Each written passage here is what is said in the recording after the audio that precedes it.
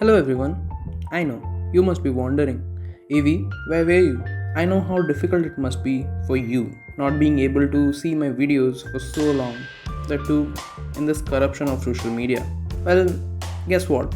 Here I am. So, a few days back, when I was going through my daily dose of sincere doom scrolling, I came across this never seen before, most uniquely specific comparison idea: Hamza versus Ranvijay. And as you know this already, this channel is very much comparison themed. So you get what I'm saying, right? This was the divine call from the universe itself. So here I am. Now, without any further ado, let's start the dissection. Now, fundamentally, as we know, the characters are very different from each other. So, what backs this comparison is their very violent natures. Now, another reason that builds up this comparison is, of course, the Ranbir versus Ranveer debate.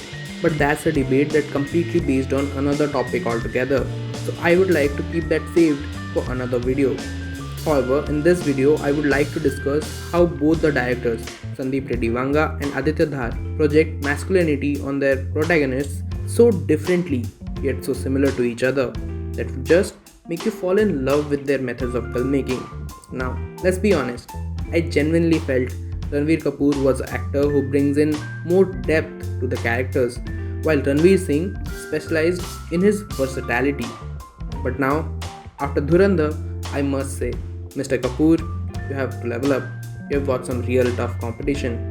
Now, let's talk about the basics of their characters.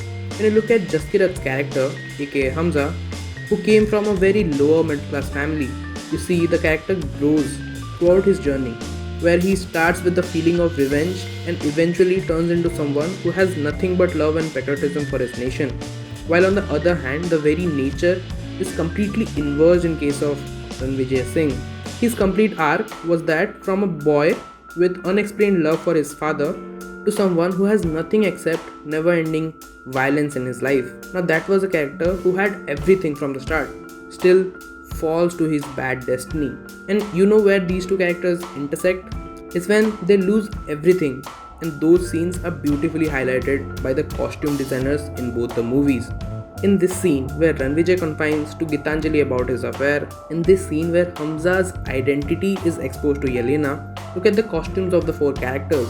Both the leads wearing black, signifying how dark their characters have become, and both Yelena and Gitanjali wearing bright red that brings out a sense of loss in both the characters. And while I see the actors and directors getting all the appreciation for the movie, I really want to highlight these scenes as they convey so much and contributes to this art of filmmaking.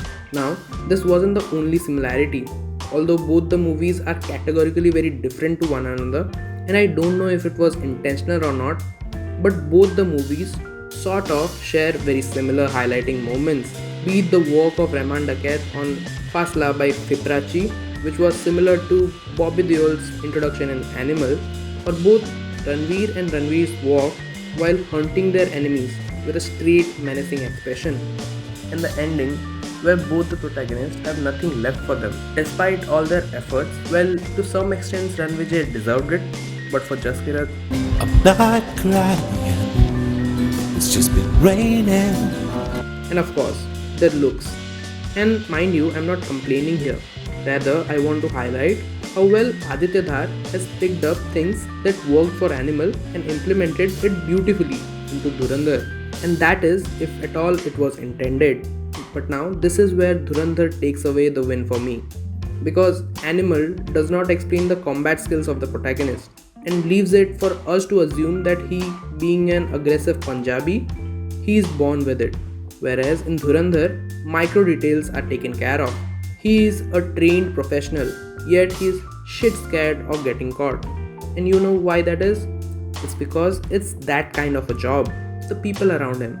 The moment they find out, it won't take them a second before turning him into a ball of meat. And that's what made this movie really grounded. And it felt more honest, and accordingly, Dhurandhar pushes the boundaries of violence on screen. And Jaskirat doing all those actions is believable because of his background and the journey that's shown in the movie, which was not the case with Ranvijay Singh. Now, with all due respect to Animal makers, Dhurandhar definitely felt real compared to animal. Now the origin of the idea for this video came from another discussion from internet itself. Who would win a fight between Jaskirat and Ranvijay? For people who even have this question. So that was all for the video guys. Now if you liked the video, please consider giving it a thumbs up and subscribe to the channel to help me shoot more interesting content your way.